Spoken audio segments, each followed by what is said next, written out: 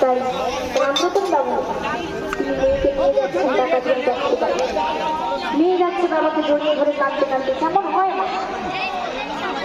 বাবা বলছে মারে সারা জীবনে আমি তোকে ভালো করে খেতে দিতে পারি তুই আমাকে ক্ষমা করে দেবে না, তুই আমাকে ক্ষমা করে দেবে। তুমি বলছো বাবা তুমি আমার বাবা সবই আমার কিন্তু তুমি আমাকে আশীর্বাদ করো বাবা।